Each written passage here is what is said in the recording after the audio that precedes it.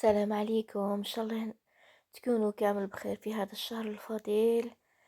أيامكم كلها عبادة ورحمة، إن شاء الله ربي ينزل علينا الرحمة والستر يا رب. هنا روتين بسيط، جمعت لكم يومين في شهر رمضان، ومن خلال هذا حابة نقول لكم كلمات إن شاء الله تسمعوها في آخر الفيديو. هنا كان دي بولات تاع اللحم حضرتها بنتي بلا صوصوش وحميصة. هنا رولي تاع الدجاج. كما قلت لكم هذا الفيديو روتين بسيط لعدة أيام. هنا جو تاع عصير يعني بالفواكه. اكيد ما نساوش نصلوا ونسلموا على النبي المصطفى. هنا في احد الايام درت جبت قطعه تاع الصدر تاع الدجاج، قطعتها قطع متوسطه. درت هنا التوابل، الشاورما، الفلفل، الملح، الثوم المرحي، زيت لها البابريكا، الفلفل الاحمر، والزيت النباتي حوالي 2 مغارف. نخلطهم مليح ونخليهم حوالي 3 سوايع في الفريجيدار باش تدخلهم هذه التتبيله. من جهه اخرى دوك تشوفوا ان شاء الله جبت الخضر، البصل والطوماطيش والفلفل، دو نقطعهم قطع يعني وبتيدي قطع صغيره، ونزيدو نتبلوهم بنفس التوابل اللي درتهم في الدجاج. كما قلت لكم البابريكا، الفلفل الاسود، الملح، توابل الشاورما، الزيت النباتي، نخليوهم وثوم المرحي، ونخليوهم كل ما نخليوهم كل ما تدخل هذيك التتبيله ويجيو بنان. هذه حاولوا نحيو الزريعه تاع طوماطيش خاطر دير لنا غير مفيده للكولون، هذه عن تجربه. انا فقط حبيت نعطيكم افكار، فقط على بالي راكم في حيره كل يوم نضلوا نخمو واش نطيبوا.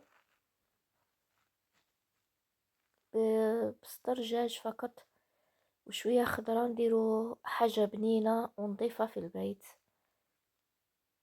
واكيد في شهر رمضان الناس كامل يعني ما على باليش غير انا والعائله ديالي ولا انتوما تاني ما نقدروش ناكلوا بزاف، يعني الحمد لله تم الانسان يشبع. اللهم اديمها نعمه من الزوال يا رب علينا وعليكم. شهر رمضان ماشي غير الاكل برك، للعبادات، للدعاء، للصلاه. هنا نفس التوابل كما قلت لكم راني حطيتها هنا، وزيت عصرة ليمون تعطي واحد البنة بسم الله ما شاء الله. هذه عن تجربة. هنا درت لهم عصير الكرز، هذا في يوم اخر. قصدي الشربات. الفلون اكيد حنا بالشوكولا، انا ولادي يحبوا الفلون بالشوكولا، ما يعني ما يغادرش، يعني لازم يكون دائما في المطبخ ديالي. هنا في احد الايام كما قلت لكم زيد درنا المكرونه ولا لي مكروني كوبي، باش كيفاش تعيطوا لها نتوما، بصوص بلونش بدون لحوم. هنا اكيد الشوربه او الجاري كما نعيطوا لها هنا في الشرق، هي سيده الطاوله. هنا نسهل كل كتاره الجاري بالفريك باللحم ولا الدجاج، ولا الجاري بالفيرميسال. ودي فوا نبدا ندير لهم بلسان الطير، لسان العصفور، كل يوم وبركته. هنا هادوك بعد القطعة تاع الدجاج بعد ما درتهم في هادو اعواد الشواء راني نشوي فيهم، خليهم حتى 4 ساعة الاخيرة قدام ما يأذن المؤذن، قدام صلاة المغرب، باش يقعدوا لكم سخونين وما يبردوش. بعد حطيتهم دوك تشوفوا في الاخير في بابي كويسون، بابي الومنيوم. هنا هذه لاصوص تاع بشاميل، انا في الحقيقه شريتها، زدت لها بنتي شويه ملح وشويه فلفل اسود والفرماج باش تجينا بنينه. طيبناها حاولنا نطيبوها حوالي 5 دقائق، خاطر هذه النوعية جديدة جامي شريتها. هنا راح يطيب فيها على نار هادئة، ما تديش وقت كبير. من جهة أخرى البوراك أكيد هو لازم يكون موجود في الطاولة ديالنا، دي فوا بوراك، دي فوا دي كيش، دي فوا بيتزا، سا ديبون، دي فوا مملحات، والقناة ديالي فيها مملحات، تدخلوا وشوفوا. خاصة العيمان اللي فاتوا واحد المملحات يهبلوا. بعد نحاول نحط لكم في المنتدى هنا.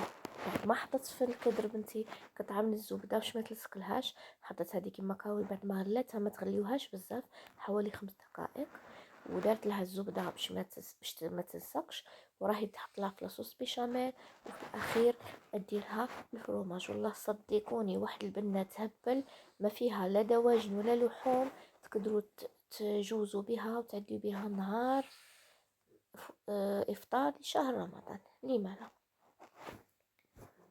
ان شاء الله يكون عطيتكم فكرة. حبيت نقول لكم فقط كي ما تكبروش على نعمة ربي. اي حاجة تحط الماكلة الام ديالكم هذا كلامي للرجال ديروش وللأولاد. ملاحظة أي لأم البيت حاجة أو صاحبة البيت، هذه مالحة وهذه ماشي طيبة وهذه ماشي بنينة. ربي اللي يعلم شحال رانا نتعذبوا وحنا واقفين في المطبخ. حاولوا تجبروا خاطرنا ولو بالكلمة طيبة.